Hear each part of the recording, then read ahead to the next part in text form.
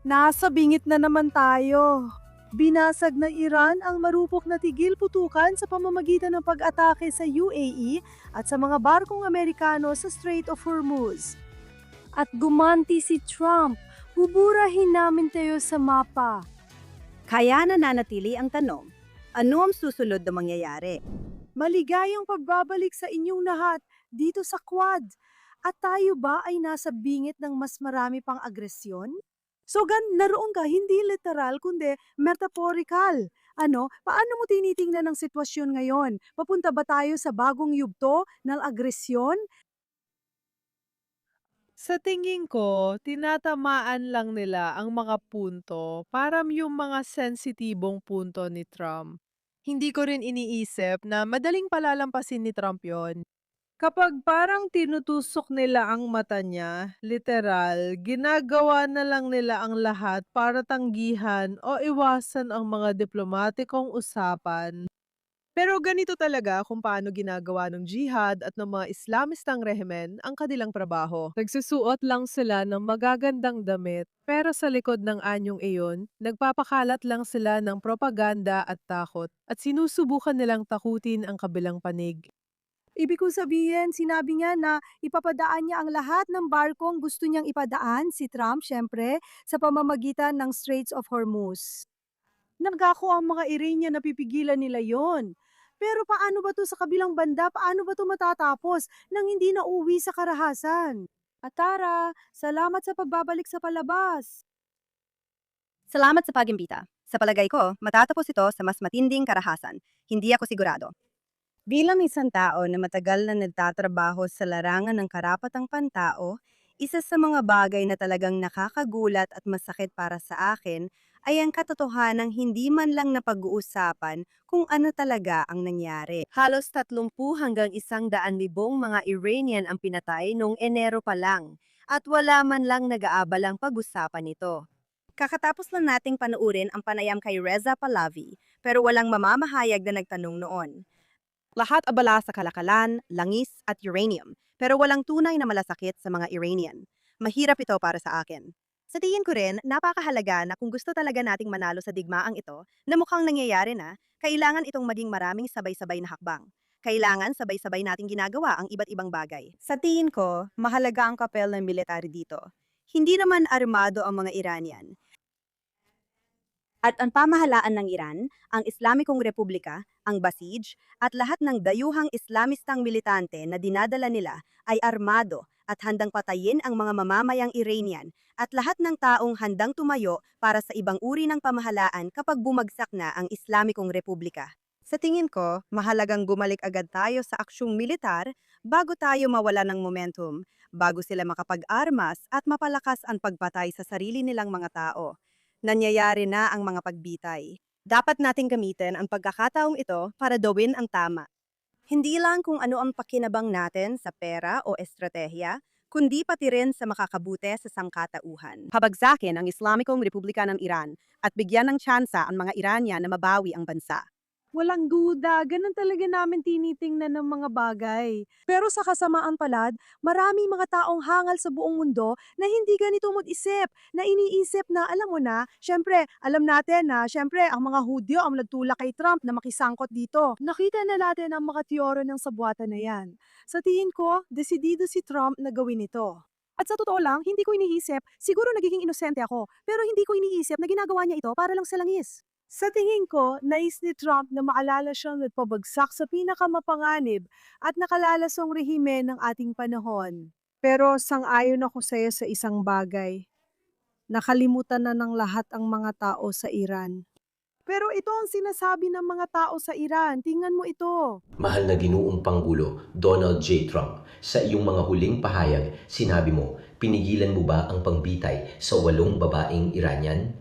Gusto ko sanang itanong, paano naman yung 23 lalaking Iranian na pinatay ng rehimen pagkatapos ng masaker noong Enero 8 at 9? Mahal na Ginoong Pangulo Trump, mahal na Ginoong Pangulo Lataniel, salamat po sa pagsuporta sa amin sa pagbawi ng aming bansa at kalayaan. Pero pakiusap, tapusin niyo na po ang trabaho at ang masamang rehimeng ito. Salamat po. Kaya may sitwasyon kung saan nagmamakaawa na talaga ang mga tao. Tapos meron pa, at ito ay isang bagay na araw-araw naming hinaharap dito, ang propaganda ng Islamikong rehimen na talagang nakapasok na sa kanluran. Makinig kayo mga kaibigan, nandito ako sa Amerika ngayon. At kung nanonood kayo ng balita, kung nanonood kayo ng mainstream media, kung pinapakinggan ninyo ang mga komentaryo, parang natatalo ang Amerika sa digmaang ito. Napakakatawa-tawa talaga. Nakikita ko ang mga tao sa CNN na nagsasabing lumalabas na malakas ang Iran mula rito. At iniisip ko, pareho ba tayong nanonood? Pareho ba nating pinapanood ang iisang digmaan? Kayagan, pareho ba nating pinapanood ang iisang digmaan? Hindi, siguro pareho nga, pero magkaiba tayo ng salamin. Kahit wala akong suot na salamin ngayon, hindi ko pa rin makita ang sakit ng mga Iranian. Patuloy pa rin akong nakakatanggap ng mga mensahe. Dapat mong maintindihan na ngayon ay may pinakamalaking pagharang ng internet sa kasaysayan ng Iran. At ang mga tao ay nagbabayad ng napakalaki para lang magkaroon ng 1 gigabyte na internet para lang makipag-ugnayan at magpadala ng mga mensahe at magsabi ng tulungan nyo kami. May nagtanong sa akin na bilhan ko raw sila ng kung ano sa Starlink.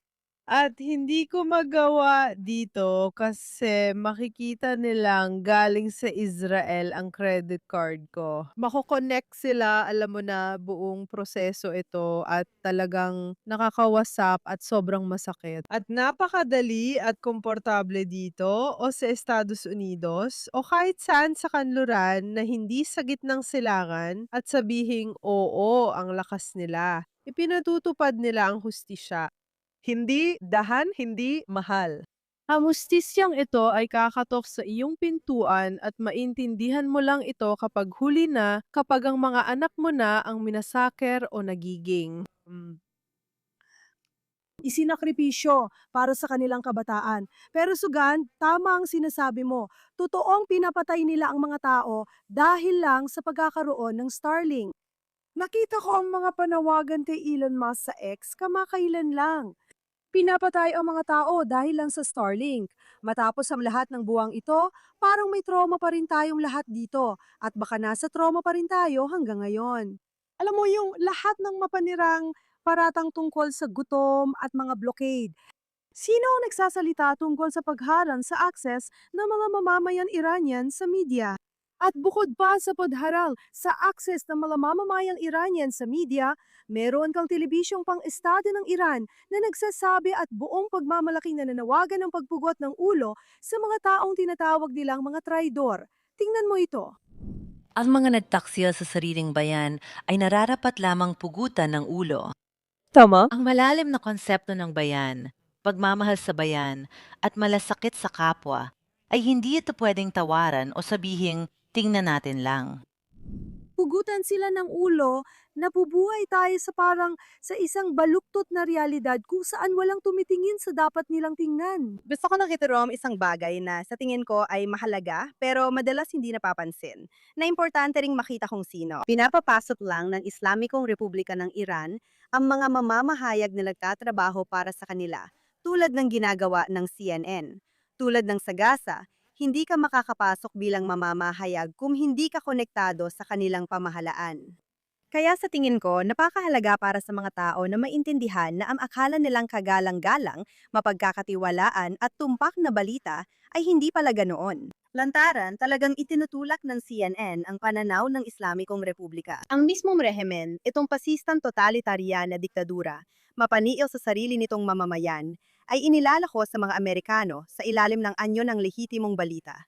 At hindi naman talaga ito lehitimong balita. Sa tingin ko, kung alam mo, sa loob ng 50 taon, sa pinakamasamang sitwasyon, magkakaroon ng mga tao na mag-aaral kung paano nagpakamatay ang kanluran. Sa tingin ko, magkakaroon ng mga tao na mag-aaral kung paano natin ng kanluran, hinayaang lamunin tayo ng buo ng mga jihadistang komunista. Parang sinakupang mundo at naglakad tayong parang tupas sa katayan dahil ayaw nating harapin at paniwalaan ang totoo. Ayaw nating maintindihan o ipaglaban ang mga bagay na akala natin ay pinagkakamalian ng ating mga magulang. Tama ba? Akala natin na ang ating mga magulang o lolo't lola, kahit sila ay naging kolonyalista, mga settler o may ibang pagkakamali, Alam mo, parang orihinal na kasalanan na nilubog sa jihadismo at komunismo. At pag-aaralan nila kung paano pumasok ang Russia, Iran, China at nilamon ng kanluran at lahat ng magaganda at kahangahangang bagay na dinala ng kanluran sa mundo, di ba? Halos wala na silang gawin sa huli kasi ang totoong digmaan ay hindi talaga sa Iran. Para sa mga tao roon, oo. Para sa kanluran, hindi. Sang-ayon ako. Talagang sang-ayon ako.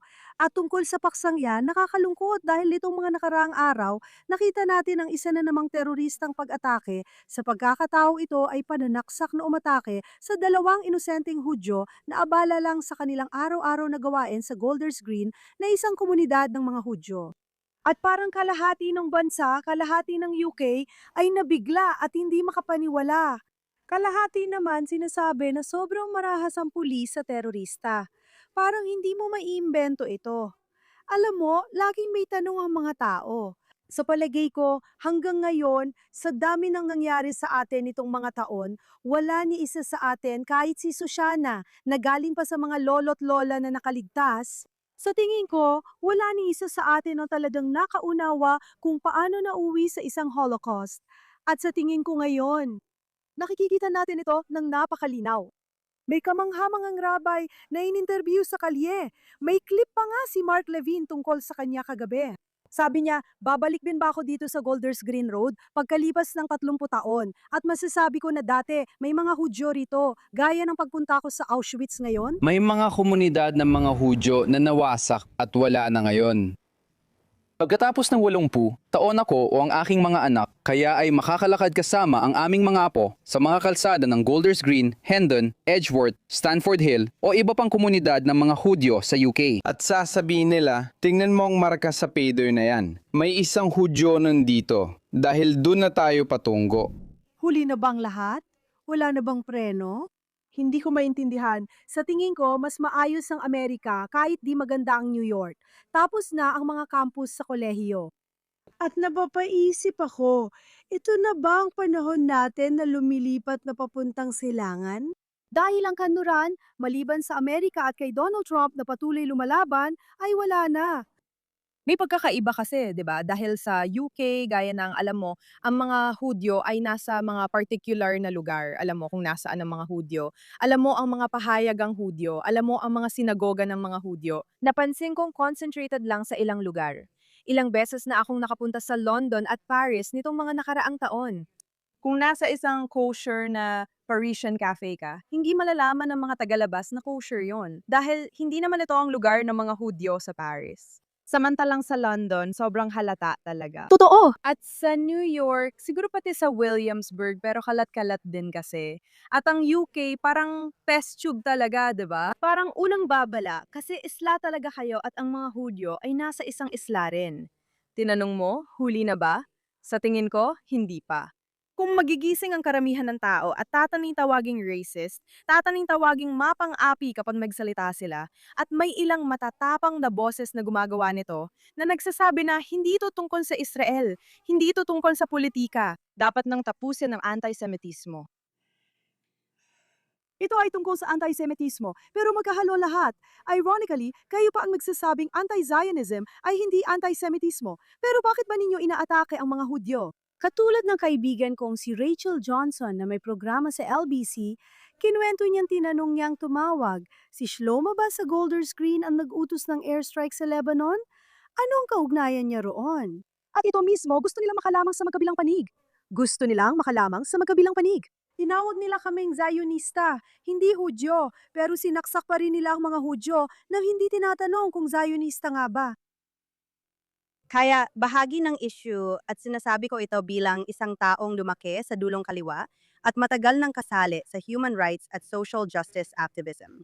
Ay itong naratibo, itong parang uri ng Soviet anti-Semitic na anti-Zionist na propaganda ay nagsimulang pumasok sa mga komunidad. Meron itong parang depensa sa sarili na sinasabi nitong hindi ito anti-Semitic. Anti-Zionist ito mula simula para maprotektahan ang sarili sa batikos sa pagiging anti-Semitic dahil ang anti-Zionism ay anti-Semitism din sa mismong definisyon nito. Ngayon, ang totoo niyan ay naging sobrang epektibo ito at halos walang naging pantuto laban dito sa kanluran. Nag-aalala talaga ako para sa UK. Hindi ko alam kung maliligtas pa ito, maliban na lang kung may malaking pantutol. At halos lahat ng nasa kapangyarihan ay mapaalis sa pwesto at ang mga taong mas may kakayahan at may mas matibay na moral at etika na prinsipyo na nakatuon sa katotohanan at katarungan ang siyang mamuno. Ang totoo, nabigyan ng pagkakataon ang kanluraning mundo na matuto, kaya hindi na natin kailangang matuto sa sarili nating pagkakamali. Nandiyan naman ang Iran, di ba? Dapat sana naging aral na sa atin ng Iran kung ano ang nangyayari kapag nagsani puwersa ang pula at berde, kung ano ang nangyayari kapag nagsama ang kaliwa at mga Islamist. At ito ay isang nakakatakot na halimbawa na katotohanan mangyayari kapag naganap ang ganitong pagsasanib. Kaya hindi na natin kailangang matutunan pa ito. Hindi natin kailangang tayo mismo ang magkamali. Talagang makikita na lang natin ito. Pero ang mga anti-Semitikong kwento na sobrang pinasikat at naging normal na ngayon sa kanluraning mundo ay magiging napakahirap alisin. Tama ka. At sugam, isa sa mga bagay na nakaka-interes, nakakabahala talaga dito sa UK, dalawang bagay. Hindi pa ipinagbawal ang IRGC kahit matagal nang hinihiling ito ng mga tao. At ang pangalawang bagay ay may mga sleeper cell ng IRGC dito sa London. Alam ito ng lahat at mukhang hindi alam ng mga otoridad kung ano ang gagawin tungkol dito, kaya hindi rin natin alam. Posibleng ang Islamic Republic ang nagkukordina ng mga teroristang atake dito sa London. Sugan, may alam ka ba tungkol sa mga aktibidad ng Islamic Republic sa buong mundo at lalo na dito sa UK? Parang ito na ang pinakasensitibong bahagi ng buhay ko. Lahat ng nangyayari sa UK, Iran at sa Iron Sea. Maraming Iranian ang lumalaban para sa kalayaan ng Iran dito sa London at UK. At marami sa kanila ang malalapit kong kaibigan. Pero ang mga lihim na grupo ng IRGC dito sa London at sa buong UK ay talagang nakakabaliw. Talaga? At nakakakuha na sila ng pondo. Nakukuha nila, alam mo yon, sobrang protektado sila ng gobyerno. Alam ko. Hindi nga ipinagbabawal ng gobyerno ang IRGC o tinatawag silang teroristang grupo, gaya ng ginawa ng buong EU. At tungkol naman sa antisemitismo, konektado lang yon. Kasi hindi ko alam kung nasabi ko na sa inyo.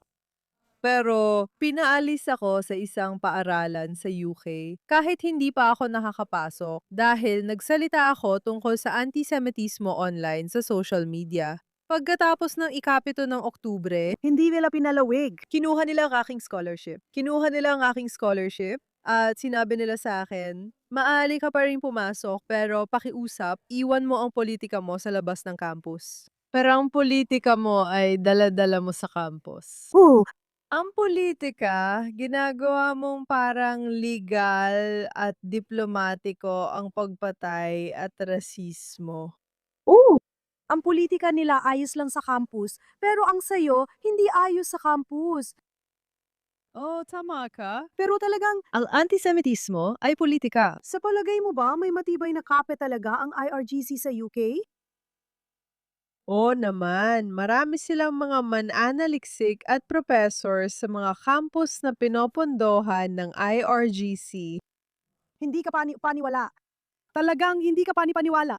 Alam mo yon, hindi ka paniwala na tinatanggap at pinapayagan lang na maging normal ang lahat ng ito.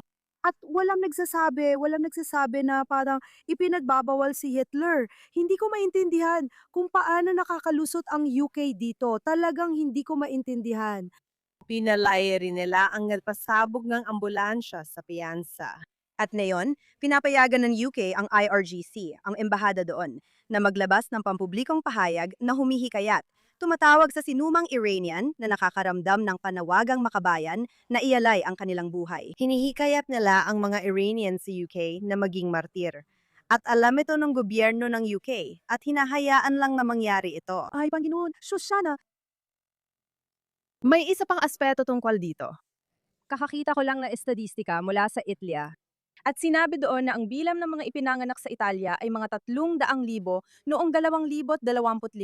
At ang bilang ng mga namatay ay higit sa 600,000. Tama ba? Kaya hindi lang ito kalahati ng kapalit, kundi ang abwat ay napunan ng imigrasyon. Oo, pero yun ang naging problema. Hindi mo lang hindi pinapalitan ng sarili mong populasyon, kundi pinapalitan mo pa ito ng mga imigrante na pumapasok.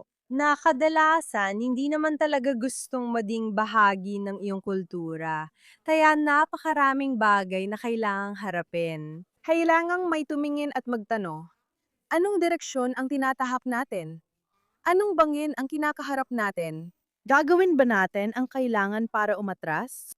Alam mo, ito si Meloni na sinasabing leader ng kanan na dapat pumigil sa imigrasyon. Kung ganyan ang nangyayari sa leader ng kanan na kontra imigrasyon, ano pang pag-asa ang meron ng iba dito sa UK? Katawa-tawa kasi, itong mga imigrante na pumapasok, karamihan sa kanila ay mga lalaki. Karamihan sa kanila ay sila ay mga migranteng pang-ekonomiya, maging tapat tayo. Wala naman talaga silang tinatakasan. Pinapatira sila sa mga hotel pagdating dito at binibigyan ng iba't ibang pribilehiyo. At ang mga tao dito sa UK ay hirap na hirap makaraos hanggang katapusan ng buwan, hirap magbayad ng kanilang mga bayarin sa gas. Araw-araw at ano ang mensahe? Ang mensahe ay pumasok ka ng iligal para makuha lahat. Huwag ka nang mag-abala na pumasok ng legal. Yan ang mensahe. Alam mo, itinatapon nila ang kanilang mga pasaporte sa dagat bago sila makarating doon dahil sinasabi sa kanila na gawin yon dahil maganda raw yon. Mas malaki ang tsansa nilang matanggap bilang asylum seeker. Sobrang kabaliwan na ng lahat at hindi mo ito maiimbento. Kung gagawa tayo ng dystopian na pelikula tungkol sa pag-angat at pagbagsak ng kanluran, ito ang isusulat natin. Sinasamantala nila ang mga kahinaang nakikita nila sa kanluran, tulad ng paniniwala sa karapatang pantao, katarungang panlipunan, pagkakapantay-pantay, at suportang ibinibigay sa nangangailangan. Hindi rin ipinatutupad ng kanluran ang sarili nilang batas. Sa totoo lang, takot silang matawag na Islamophobic or racist, kaya di nila naalagaan ang mga naroroon. Kung titingnan mo ang mga kaso ng sexual na pag-atake, sobrang tumaas ito at direktang konektado at may kaugnayan sa malalaking alon ng imigrasyon. At hindi naman nila sinusuri ng maayos at talagang inaaprubahan ang mga tao. Pinapapasok lang nila ang mga tao at may ilan na may kaisipang kolonyalista, hindi para makibagay, kundi para sakupin. Bahagi ito ng kanilang paniniwala sa pandaigdigang kalipato. Sa tingin ko, ang pag-iwas o pagpapanggap na hindi mo ito nakikita dahil ayaw mo makasakit ng damdamin ng iba o maging mukhang bastos o hindi sapat ang pagtanggap ay parang pagpapakamatay. Oo, mas mabuti pang maging manggagahasa ng lahi kaysa maging rasista sa UK. Para sa akin, ang tunay na rasismo ay hindi paniniwala sa mga tao sa mismong sinasabi nila. At hindi paniniwala kapag sinasabi nilang gusto ka nilang patayin at gusto nilang patayin ang mga anak mong babae. Gusto naming gahasain sila at gusto naming sakupin ang inyong bansa. Ang tunay na rasismo ay ang hindi pagseseryoso sa kanila. Ganun ko ito nakikita. Hindi mo sila sineseryoso at pinipilit ang sarili mong pagpapahalaga sa kanila. Sabi ko, ano ba alam nila? Yan ang totoong rasismo. Pero tungkol sa puting supremasya, nakakainis talaga. At ang ibig ko sabihin, sa UK, sa tingin ko, ewan ko kung guni-guni ko lang. Pero parang mas marami talagang retorika sa UK na parang sobra na ito. Kahit matapos ang mga pagpatay noong Yom Kippur last year, akala ko sobra na. Pero walang nakakaalam kung anong gagawin nila tungkol dito. At sa puntong yan, pupunta na tayo sa ang paborito nating lingguhang scumbag of the week segment. At napakarami na naman ang pagpipilian. Sige, napakarami talaga bawat linggo. Gustong-gusto ko ito kasi ang daming nagko-comment at nagsasabi na dapat ito scumbag sa mga DM ko. Maraming nakaka-relate sa segment na ito dahil sa dami ng frustration at galit sa ganitong tao. Kaya sugan, sino ang scumbag mo ngayong linggo? Hindi ko inasahan na marami tayong pag-uusapan tungkol sa UK ngayong linggo. Pero magkakaugnay ito. Kaya ang scumbag ko ngayong linggo ay si Kerry McDermott. Siya ang digital director ng British Vogue. At ang pinakabago niyang artikulo ay tungkol sa paborito nating tagapagtanggol ng jihadist, si Francesca Albanese. Kaya isinulat niya, noong nakaraang tag-init, siya, si Albanese, ang naging unang opisyal ng UN sa kasaysayan na pinatawan ng parusa ng gobyerno ng US. Isang katayuan na ngayon ay ibinabahagi ng abogadong pangkarapatang pantao at ina ng 2 anak, sa mga individual tulad ni na Vladimir Putin at Bashar al-Assad. Oo, karapat-dapat siya doon. Pero hindi naman normal na mga tao ang mga yon. Mga ama rin sila. Meron din akong magandang halimbawa. Si Chongqing, siya ang asawa ni Mao Zedong at isa siyang makapangyarihang figura sa politika noong Cultural Revolution ng China. At siya ay iniuugnay sa malawakang pagpatay at pagkakakulong. Sa kabuuan, siya ay walang awa, pero isa rin siyang ina. Kaya hindi ko alam. Kahit sino ay maaari maging isang ina, sa totoo lang. Tama, at ang artikulong ito ay wala namang iba kundi isang pagdadahilan para sa mga jihadista. Tinatanggap ng Inglaterra ang mga jihadista at ginagawa silang uso ng Vogue. At may alam ako nakakatuwang impormasyon. Binanggit ni McDermott sa kanyang bio na ginugugol niya ang oras sa paghahanap ng perpektong puting burgundy.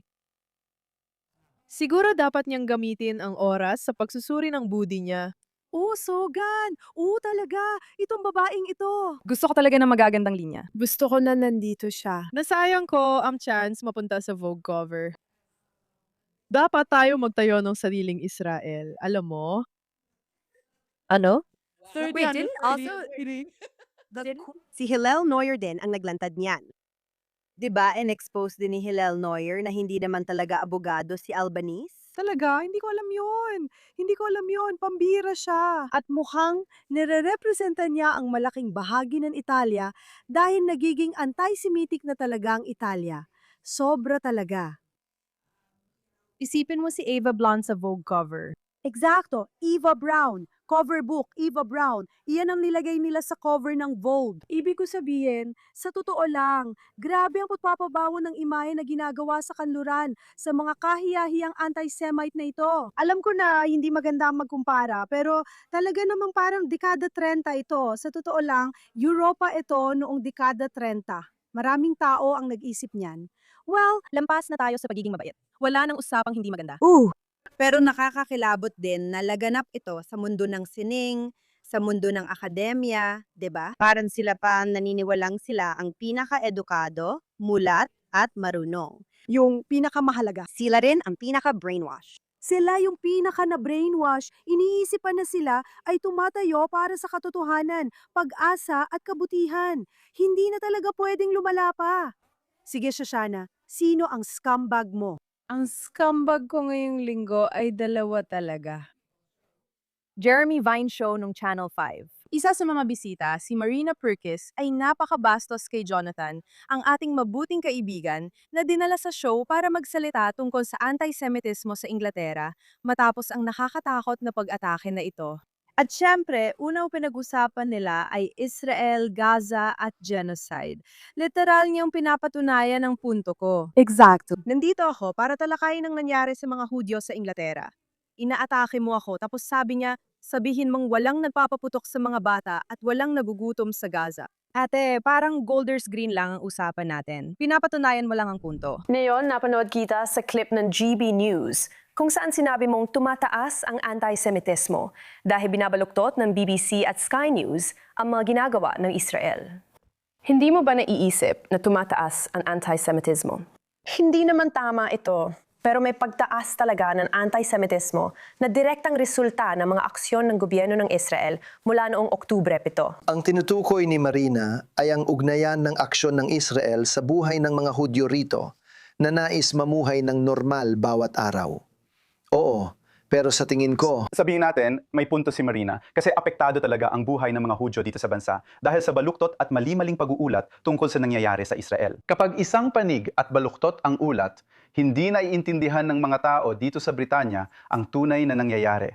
Ginagamit ng marami ang maling pagkaunawa at pagdemonisa sa Israel bilang dahilan at pantakip para atakihin ang mga Hudyo. Hindi ko kailangan na daanan ng mga martsa na ito ang sinagoga tuwing umaga ng Shabbat kapag ang mga tao ay nagdarasal. Hindi ito laban sa mga Hudyo. Yan lang. Para sa akin, si Benjamin Netanyahu at ang pamahalaan ng Israel ang nagpapalakas sa pagtaas ng anti-Semitismo.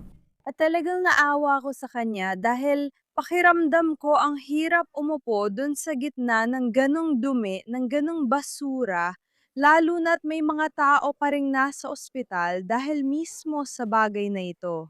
Iwan ko kung kaya ako gawin ang ginagawa niya. Ayos lang naman siya. Pero hindi siya ang paksa natin, kundi mga walang hiya. Napakawalang hiya nila na pinapunta siya doon, inatake, at hindi pa pinayagang magsalita bilang Hudyo tungkol sa mga Hudyo na biktima ng ataking yon. Sa tingin ko, pinapatunayan mo lang na tinutukoy mo ang isang grupo ng mga walang hiya sa UK na halos hindi pa nga nakakarating sa ospital. Ay sinasabi na nila, ano bang gusto mo? Tingnan mo ang nangyayari sa Gaza. Ano koneksyon nun? Hindi mo pwedeng pareho ang pinaninindigan mo. Hindi mo rin pwedeng sabihin ang anti-Zionism ay hindi anti-Semitism. Sa kabilang banda, sinisisi mo ang Hudyo sa Golden Square sa nangyayari sa Gaza. Ano nga ba talaga? Ito ang problema. Eksakto. Ito ang problema. Exact. Ang dubleng pamantayan at laging pagbibintang sa biktima, parang may ginawa ka kaya nararapat lang sa'yo. Alam mo, marami akong narinig na UK radio shows nitong mga araw na nagsasabing, hindi pa raw sapat ang salita ng mga Hudyo tungkol sa Gaza. Ano mangyayari? Pinag-uusapan ba ng mga Sudanese sa England ang nangyayari sa Sudan? Sinasaksak mo ba sila dahil doon? Pumupunta ba sila sa mga simbahan ng Ruso at sinasaksak ang mga Ruso dahil sa ginagawa ni Putin? Inaapi ba nila ang mga Chino dahil sa kanilang mga lider? Naku naman. Anong nakaka-interes doon? At hindi naman natin ginagawa ang mga bagay na yon. Hindi naman natin ginagawa ang mga bagay na ibinibintang sa atin. Sa simula pa lang, blood libel na ang lahat ng ito. Sa simula pa lang, blood libel na talaga yan. Pero ang pinapatunayan nito ay ang kakaibang katangian ng antisemitismo na napakadaling baliwalain, itago at baluktutin. Iba ang antisemitismo sa ibang rasismo dahil hindi ito madaling maintindihan o matukoy agad. Dito, binabaluktot at minamanipula nila tapos ipaparamdam pa sa iyo na ikaw ang may kasalanan. Nakakatawa na talaga. Yung babaeng yon, kung sino man siya, nagsulat ako ng komento kay Jonathan. Ang ibig kong sabihin, masama siyang babae. Hindi ko alam paano niya nagagawa iyon. Yan ang isinulat ko kay Jonathan. At sumagot siya at sinabi niya sa akin, wala siyang alam. Talagang wala talaga siyang alam. Sige, karapat dapat talaga siyang tawaging walang hiya. At Aret, ikaw, anong masasabi mo? Kaya ang walang hiya ko ngayon, tulad ng madalas, ay ang flotilla, ang kasalukuyang condom flotilla. Yung tungkol sa condom. Cocaine at Condom Flotilla. Di ko alam kung ilan ang nakakakilala sa gawa ko, pero galing ako sa pinakakaliwang kampo. Yung flotilla, tulad ng maraming tagapagtaguyod ng social justice at karapatang pantao, kasama rin ako noon sa anti-Israel BDS na kilusan. Noong 2010 na bago ang pananaw ko dahil nakita ko ang flotilla, ang nangyari at kung paano ito naitala. At talagang nabigla ako dahil halatang halata na isa lang itong publicity stunt na pinundohan at inorganisa ng mga misogynistic, racist, genocidal na kolonyal na terorista. Ipinakita silang parang inosenteng biktima. Ngayon, itong flotilla at lahat ng mga flotilla na nauna dito ay para lang itong napaka-grotesko at makasariling pagpapakita. Parang kinukuha nila ang isyong pampulitika ng mga Hudyo at ginagawang tungkol sa sarili nila. Tungkol lang ito sa pagpapakitang tao at mga selfie na pwede nilang kunin. Parang grupo ng mga puting babae sa spring break, sa halip na sa Cancun, sumali sila sa flotilla at teroristang grupo, tapos nagpipicture-picture. At talagang nagiging problema ito dahil meron kang lahat ng mga ito. Tulad ng mga totoong Islamistang propagandistang terorista na pinopondohan at pinapalaganap sa mundo ng mga grupong may masamang layunin. Nagkukunwaring makatao, pinalalabas kaming tunay na nagtatanggol ng karapatang pantao na parang biro. Una sa lahat, ang Gaza ay hindi nga man lang malapit sa pinakamalalaking totoong crisis na makatao sa mundo ngayon. Halos lahat ng akusasyon ng taggutom, genocide at iba pang ibinibintang sa Israel hinggil sa Gaza ay hindi naman talaga nangyayari. Talagang hindi. Sa totoo at makatotohanong pananaw, hindi talaga nangyayari yon. Ang konsasabi at paggaya ng ganitong propaganda ay nakakaakit ng pansin ng tao. Kaya, nandyan ang mga nakakainis, makasariling mapagsamantala, pati mga parang Instagram influencer at mga kung sino-sinong taga-UN. Itong mga kawawang parang na-brainwash na mga batang Kanduranin na naloko para sumali sa isang teroristang organisasyon sa parang lumulutang na entablado. At ito ay puro pagpapakitang tao lang na antisemitismo na naging normal at tanggap na at talagang nakakadire na ngayon. Ang tungkol dito, para sa aming tunay na nakatuon sa karapatang kantao, ang ganitong klaseng palabas ay hindi lang nakakasuka at nakakahiya, kundi talagang delikado rin, di ba? Pinapawalang bisa nito lahat ng ginagawa namin, di ba? Wala namang dalang ayudang makataw ang mga flotila na yan. May dala lang silang droga at kondom, gaya ng sinakyan ni Greta dati, wala rin silang dalang kapakipakinabang. Wala naman talaga silang naibibigay na tulong sa Gaza. Kung ganon, sinusubukan lang talaga nilang kunin ang atensyon para sa sarili nila. At may mga taong tulad ni Greta na wala talagang alam sa tunay na issue. At palaging nasa maling panig siya ng bawat isyong geopolitikal sa mundo, mapa Venezuela man, Cuba, Iran, Israel o mga teritoryo ng Palestina. Ang boses niya ay natatabunan ang mga boses ng mga lehitimo, kapani-paniwala at may alam na manggagawang pangmakatao. At dahil dito, natatabunan din ang mga taong tunay na nangangailangan ng makataong tulong. Ang mga komunidad na tunay na nanganganib at nasa panganib ay parang itinataboy palayo sa pansyin at lalo pang naisasantabi dahil sa mga makasariling tanga na ito at sa isyu ng karapatang pantao. Nakakainis lang talaga.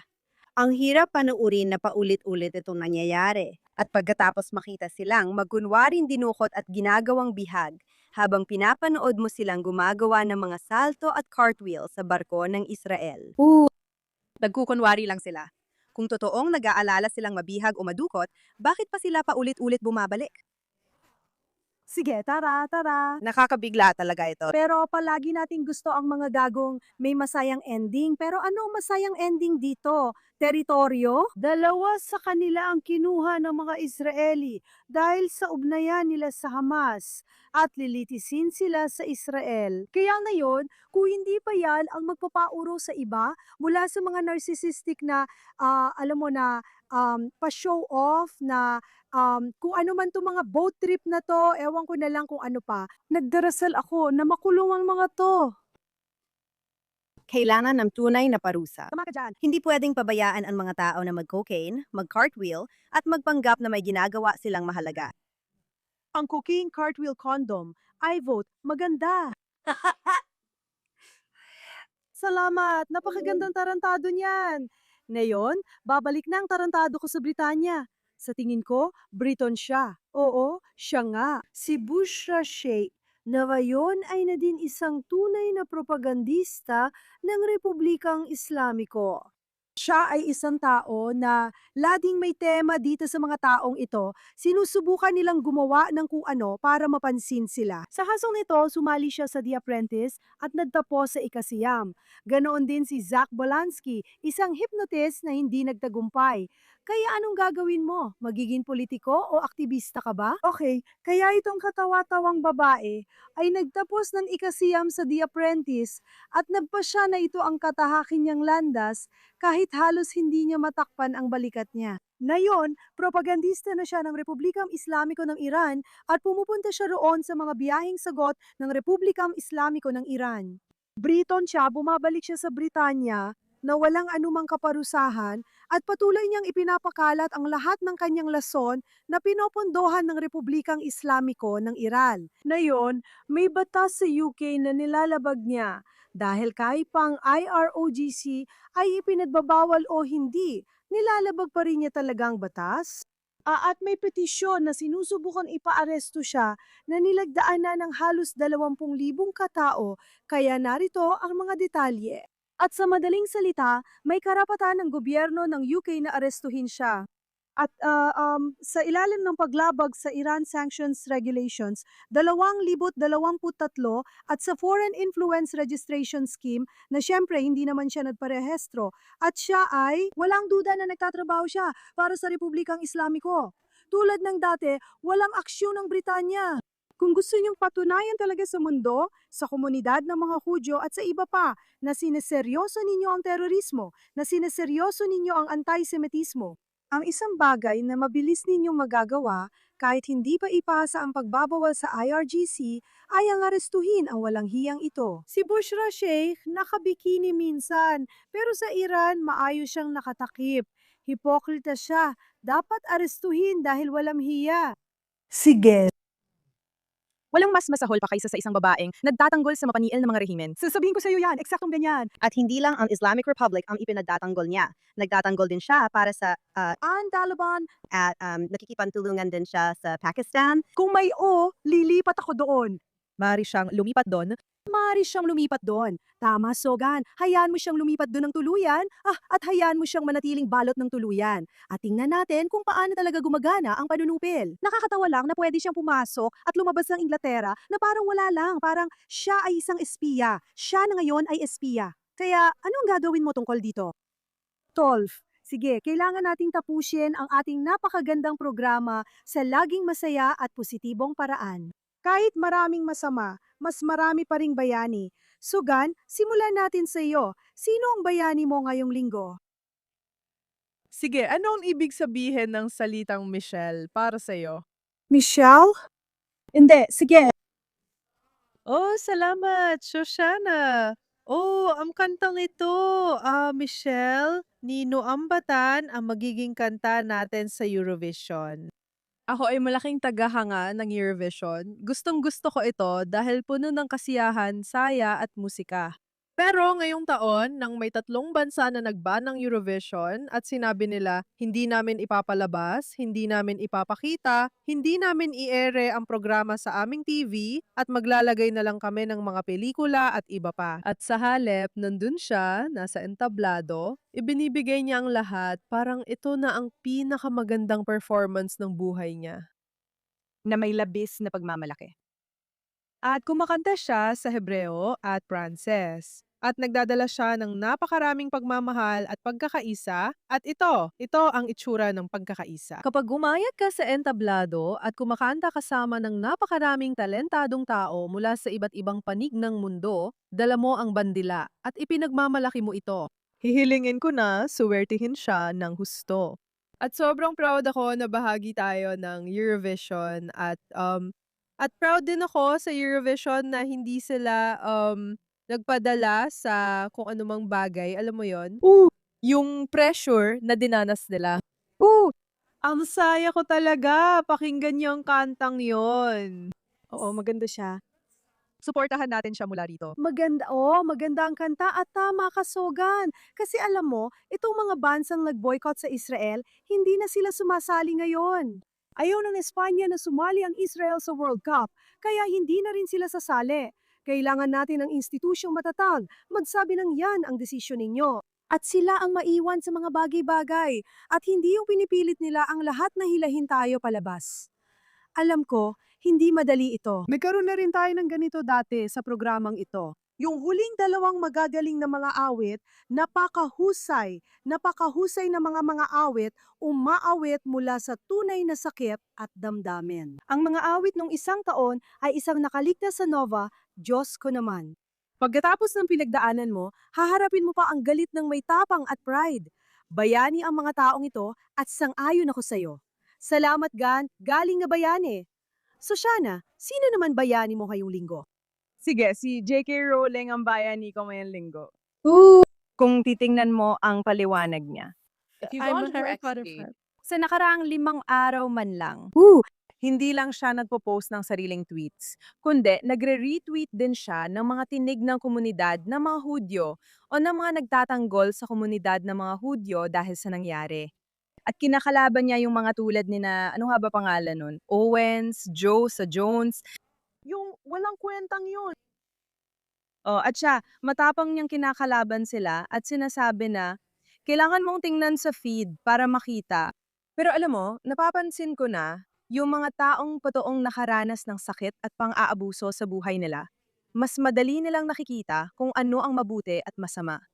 At alam natin yon, si JK ay inabuso noon at tumira sa women's shelter. Alam niyang pakiramdam ng maging biktima at makaligtas. Madalas, nagdudulot ito ng mas malinaw na pananaw sa buhay. Hindi ko sinasabing dapat maranasan ng lahat ang pang-aabuso para maintindihan ng mabuti at masama. Pero masasabi ko, bakit hindi natin pakinggan ang mga boses ng mga nakaligtas sa kasamaan? At makinig tayo ng mas mabuti. Tigilan na ang masasakit na salita sa kanila at pakinggan na lang sila. Alam mo, hindi na niya kailangan magtrabaho, bilyonarya na siya. Wala na siyang kailangan gawin. Isa siyang napakasikat na babae. Pwede na lang siyang manatili na lang sa mga mansyon niya at mag-enjoy, uminom ng tsaa at kumain ng scones at kung ano-ano pa. Ginagamit niya ang boses at plataforma niya para magsalita. At sobrang mirerespeto at hinahangaan ko yon. Oo, alam kong controversial siya sa issue ng trans rights. At nakausap ko na ang ilang trans women tungkol dito. Naunawaan ko na mas masalimuot ang sinasabi niya kaysa sa mga aktual na ginagawa sa UK pagdating sa isyung trans. Pero para sa akin, hindi siya dapat i-cancel dahil lang sa ilang bagay. At ako, malakas ang paniniwala ko na ang makinig, umunawa at ipaglaban ng ibang tao ay isang napakagandang bagay. Pinahahalagaan ko talaga ang boses niya nung nakaraang linggo. Malaki ang ambag niya sa pagbibigay ng boses at pagsupalpal sa mga taong hindi kayang masupalpal ng iba dahil wala silang ganoong plataforma. Siya ang bayani ko ngayong linggo. Oo, talagang kahanga-hanga siya. Nagsalita siya sa publiko at talaga namang pinarinig niya ang kanyang boses na sumusuporta sa komunidad ng mga Hudyo. Hindi yon madali dahil siguradong bukod sa pot na nakuha niya sa opinyon niya sa totoong mga babae, na yon ay nakakaranas pa siya ngayon ng antisemitikong pot. Matapang siya at kakayanin niya yon. Kahanga-hanga siyang bayani. Salamat, Shoshana. Tara, sino naman ang bayani mo ngayong linggo? Babalik tayo sa UK. Alam mo talagang nakakadismaya makita na parang politiko, pagkatapos ng politiko, pagkatapos ng politiko. Alam mo yon, naglalabas lang ng mga malabnaw na pahayag tungkol sa mga kakilakilabot na anti-Semitikong pag-atake na nangyayari. Kahit sa New York, kahit sa London. At si Keir Starmer ay talagang naging duwag, sip-sip, at nagpapalakas sa terorismo. Duwag! At talagang kakulangan niya ng tapang pagdating sa pagtindig. Hindi lang basta pagtutol sa antisemitismo, kundi paggawa ng konkretong aksyon para pigilan ang mararahas na antisemitikong atake, pati na rin ang mga teroristang pag-atake ang laban sa mga Iranian. Nilagay niya sa panganib ang UK, hindi lang ang mga Hudyo at Iranian, kundi ang buong bansa. Hindi ko rin nakikita ang sarili ko bilang sobrang konserbatibo. Pero habang ang kaliwa ay lalong lumalayo at nawawala sa tamang landas, palagi kong natatadpuan ang sarili ko na hinahanap ang mga tinig na may malinaw na katotohanan at tapang na magsalita ng tuwid at may matibay na moral na paninindigan. At talagang pinahahalagahan ko sila. Ang bayani ko ngayong linggo ay isang babaeng nagngangalang Kemi Badna. Badna, Ed Medina. Si Badna na talaga namang hinangaan ko nitong mga nakaraang buwan. Nakita ko siyang lading tama sa halos lahat ng alitan at tama rin sa halos lahat ng issue sa geopolitika. Pumanig siya sa mga biktima ng terorismo. Pumanig siya sa mga biktima ng antisemitismo. Pumanig siya sa mga biktima ng malulupit na pag-atake ng mga Islamist sa UK. Sinasabi ko sa mga Hudyo, hindi lang Israel ang kanlungan nila, dapat pati Britanya. Tatayo ako at magsasalita para rito. Lahat ng nakakakita ng mali ay dapat masabing pumapanig kami sa mga Hudyo. Hindi natin dapat sisihin ang mga Briton na Hudyo sa mga nangyayari sa ibang bansa, gaya ng hindi natin pagsisisi sa mga Briton na Nigerian sa mga nangyayari sa Nigeria, kung saan pinapaslang ang mga Kristiyano. May kakaibang dobleng pamantayan dito. Natatanyang Palestina sa isipan ng mga matinding kaliwa at ekstremistang Islamiko. Iyan ang dalawang grupong nagpapalakas ng isyung ito, natatangi sa kanilang isipan. Wala tayong nakikitang protesta tungkol sa kalupitan sa Sudan. Wala tayong nakikitang protesta sa kalupitan sa ibang lugar. Naiintindihan ko kung may nararamdaman silang mali sa Palestina. Ngunit ang pagtutok dito ay talagang pantakip lang sa antisemitismo. Hindi siya natatakot magsabi ng totoo ng direkta na hindi kayang gawin ng marami. Kaya tuwing nakikita ko siya, talagang nagbibigay siya ng inspirasyon. Hinahangaan ko siya, kaya siyang bayani ko ngayong linggo. Si Kebinok ang leader ng Conservative Party at pinuno ng oposisyon sa UK. Mahusay din ang kanyang trabaho. Bukod dito, 3 taon na siyang mahusay sa pagtugon sa digmaan sa Gaza at tama ang padig niya mula simula. Kahanga-hanga talaga siya.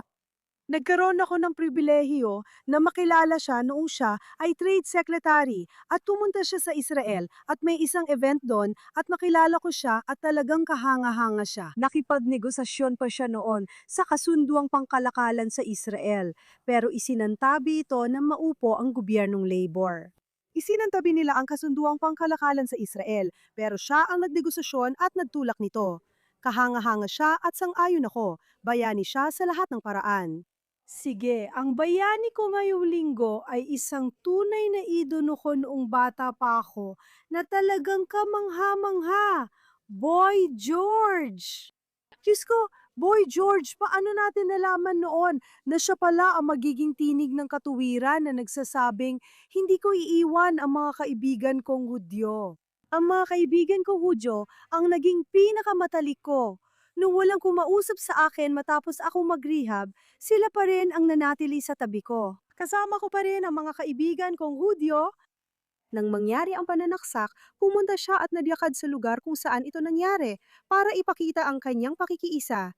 At pagkatapos, grabe ito, patuloy pa rin siyang nagsasalita sa media. Pumunta siya sa isang Irish na evening show parang sa isang palabas sa TV na may live na audience.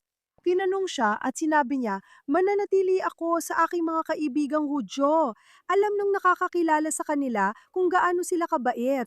Sabi niya, may kilala ba kayo mga Hudyo? Panuorin niyo ito. At alam mo, nakatanggap ako ng maraming pang-aabuso online dahil sa pagsuporta ko sa aking mga kaibigang Hudyo. Pero kung may Amy Winners record ka, baka mapunta ka sa impyerno para lang makalimutan yon. Alam mo, para sa akin mismo, habang lumalaki ako, marami akong napakabubuting kaibigang Hudyo at hanggang ngayon, meron pa rin ako. At yung hinihiling sa akin na talikuran ng buong lahi ng mga tao ay hindi talaga katanggap-tanggap para sa akin.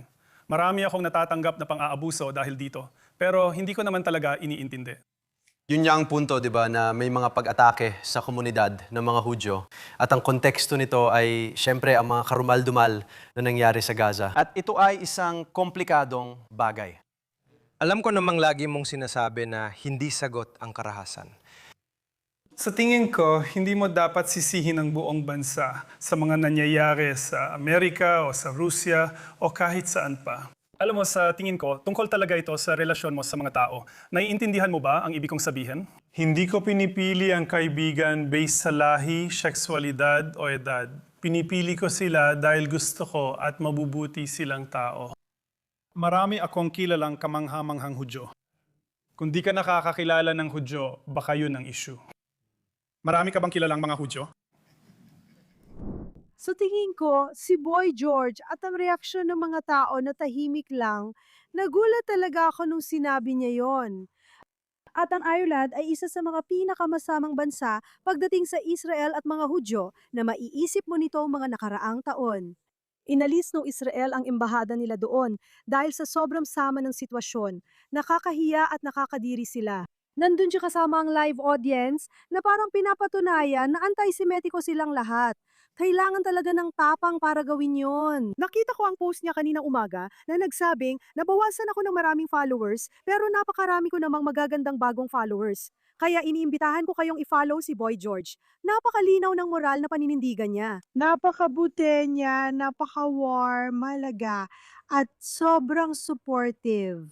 Kailangan natin ng mas maraming kaibigan na katulad niya, tulad ni na J.K. Rowling at Kemi Badenoch. Saludo kami sa kanya. Siya ang bayani ko ngayong linggo. Talagang may mga taong ganyan. Talagang may mga taong nagsasalita na. Talagang may mga taong nagsasalita na ngayon. Parami ng parami ang mga taong nagsasalita na. Hinihikayat mo ang lahat na gawin ng tama at ang mga matuwid ay lumalantad. Ito na ang sandali mo. Manindigan ka na. Huwag maghintay o sumunod sa karamihan. Gaya nung dekada 1900 at 30 na walang naglakas loob. Sabi nga ni Elie Wiesel, hindi Holocaust dahil sa masasamang tao, kundi dahil maraming mabubuting tao ang tumahimik. At ito ang pagkakataon mong tumayo kasama ang iyong mga kapitbahay na Hudyo. Huwag kang matakot. Hindi mo naman pinipili kung saang panig ka papanig sa simpleng pagtayo mo sa tabi ng iyong kapitbahay na Hudyo. Huwag kang duwag. Wala kasi silang mabuting halimbawa sa sarili nilang gobyerno. Ano pa nga bang masasabi ko?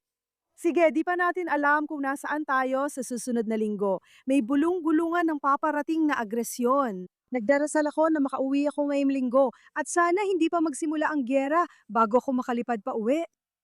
Kaya naman, ipinagdarasal natin ang ating mga sundalo. Ipinagdarasal din natin ang mga tao sa Iran na sana'y ingatan sila ng Diyos. At ipinagdarasal natin na matapos na ang lahat ng ito sa pagbagsak ng nakakatakot at nakalalasong rehime na ito na nang-api sa napakaraming tao sa loob ng maraming taon. Pagpalain tayong lahat ng Diyos. Salamat sa panonood. Magkita tayo ulit sa susunod na linggo.